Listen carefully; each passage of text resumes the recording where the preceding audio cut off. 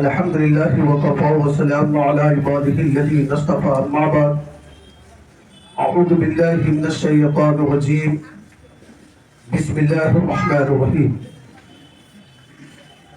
أفحسبتم أنما خلقناكم عبثا وأنكم إلينا لا ترجعون آمنت بالله صدق الله العظيم وصدق رسوله النبي الأمين الكريم ونحن على ذلك لمن الشاهدين والشاكرين والحمد لله رب العالمين.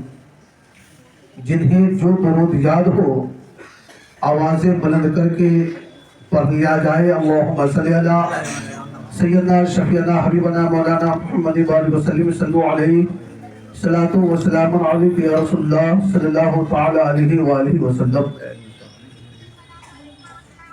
پیش نبی ہونے کے لیے ارمان کہاں سے لائیں گے؟ پیش نبی ہونے کے لیے ارمان کہاں سے لائیں گے؟ صورت ہے غیروں جیسی پہچان کہاں سے لائیں گے؟ سبحان اللہ سبحان اللہ. اور جب بچے کو پڑھواتے ہو اوروں کی تہذیبوں میں، جب بچے کو پڑھواتے ہو اوروں کے تہذیبوں میں، خود ہی بتاؤ دلوں کے اندر قرآن کہاں سے لاؤ گے؟ سبحان اللہ. بہرکیف وقت بہت مختصر ہے اور مختصر وقت میں اہم باتیں. موت آخر موت ہے،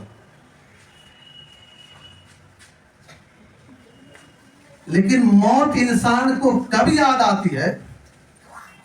جب کسی کا بیٹا مر جائے تو موت یاد ہے، یا کسی کا باپ مر جائے تو موت یاد ہے،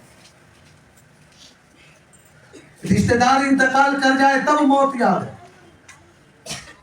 جاننے والا پہچاننے والا کہیں انتقال کی خبر آ جائے تب موت یاد ہے، اس سے پہلے ہم لاخبر ہیں.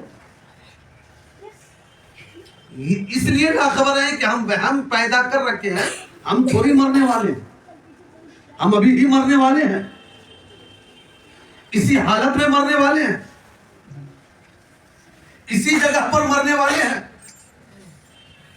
اسی گھر میں مرنے والے ہیں، اسی محلے میں مرنے والے ہیں. یہ حادثہ ہونے کے بعد ہم مر جائیں گے. اگر یہ حادثہ نہیں ہوتا تو تمہاری موت نہیں ہوتی.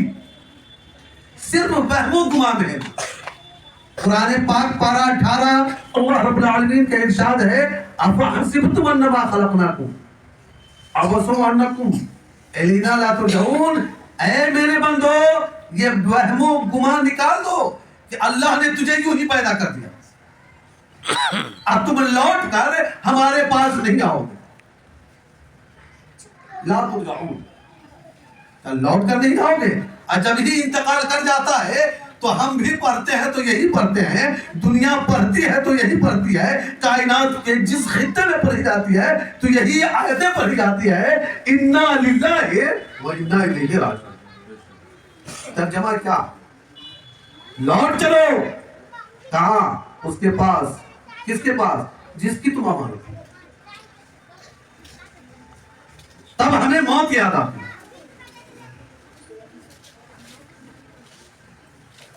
حضرت سلیمان علیہ السلام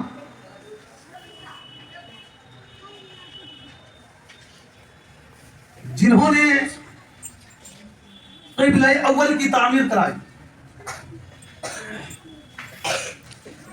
جسے دنیا بیت المقدس کہتی ہے،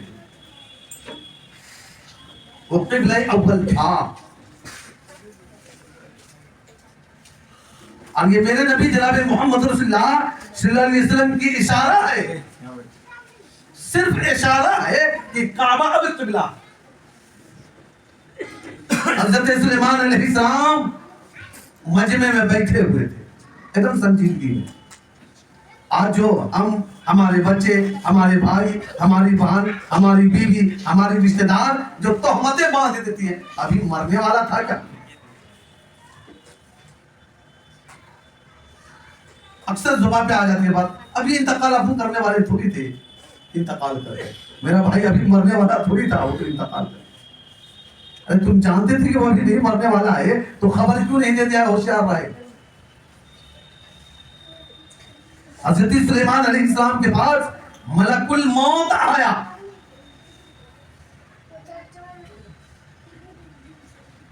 اور یہ حضرت موسیٰ، نوٹ کر لیجئے بات کو پوائنٹ پوائنٹ، یہ حضرت موسیٰ علیہ نبینا علیہ الصلوۃ والتسلیم کی دائن ہے جو آج ملک الموت ہمیں اور آپ کو نظر نہیں آتی.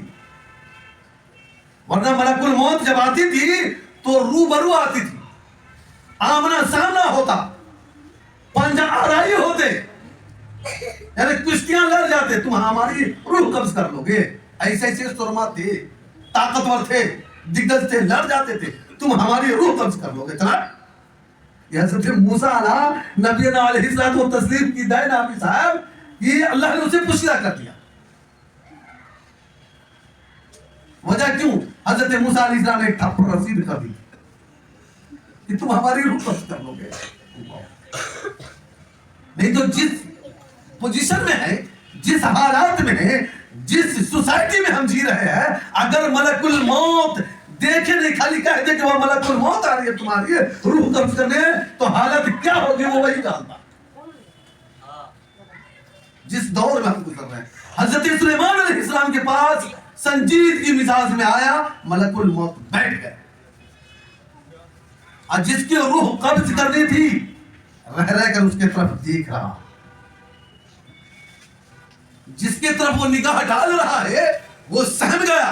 حضرت سلیمان علیہ السلام کے پاس عرضی پیش کر رہا ہے، حضور اس شخص کو دیکھ کر مجھے یہ گمان ہو رہا ہے کہ یہ میری روح قبض کر دے گا.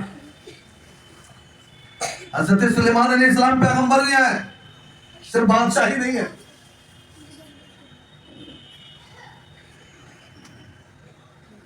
سلیمان علیہ السلام سمجھ گئے، پہچان گئے، ارے یہ تو ملک الموت ہے، لیکن میرا امتی ہے، مجھ سے عرضی پیش کر رہا ہے کہ حضور اس سے دیکھ کر مجھے یہ محسوس ہو رہا ہے کہ یہ ملک الموت تو نہیں، میری روح تو نہیں قبض کر لے گا، حضور اسے اس محفل سے نکال دیا جائے.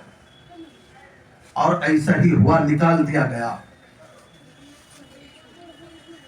نکالنے والا جو شخص ساتھ میں گیا وہ ابھی ادھر ہی ہے، ملک الموت دوسری راستے سے آ کر کے پھر اسی جگہ پر بیٹھا ہوا نظر آ رہا. کچھ دیر کے بعد پھر اس انسان کی نگاہ اس پر پڑی، دیکھا، پھر سمجھا، حضور تھوڑی دیر قبل اس کو نکالا گیا، نکالنے والا جو گیا وہ تو آیا ہی نہیں، یہ تو پھر اسی محفل میں آ کر بیٹھا ہوا. اب مجھے حد الامکان یہ یقین ہو چکا ہے یہ ملک الموت ہے. حضور اسے پھر نکال دیا جائے. 2 بار نکال دیا گیا، پھر وہ آ گیا، تیسری بار پھر اسی جگہ پر. اب وہ تیسری بار شکایتی کیا کر رہا ہے، حضور اب بہتر یہ ہے، مناسب یہ ہے کہ اسے نہ نکالی جائے، مجھے اس محفل سے نکال کر چھپا دیا جائے.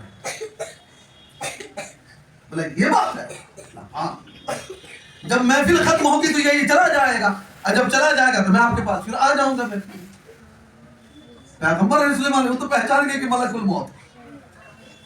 اب وہ بھی سہم گیا ہے کہ ملک الموت ہے.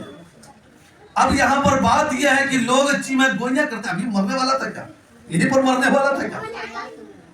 جہاں پر جس وقت، جس گھڑی، جس لمحے، جس قصبے میں جس کی موت لکھی ہے اس سے سیکنڈ بھر پہلے موت نہیں آ سکتی. انا سیکنڈ زیادہ تاخیر ہو سکتی ہے، جو وقت مقرر ہے اسی وقت اس کی روح قبض کی جائے گی اور اسی جگہ پر کی جائے گی جس جگہ پر اس کی موت لکھی ہے.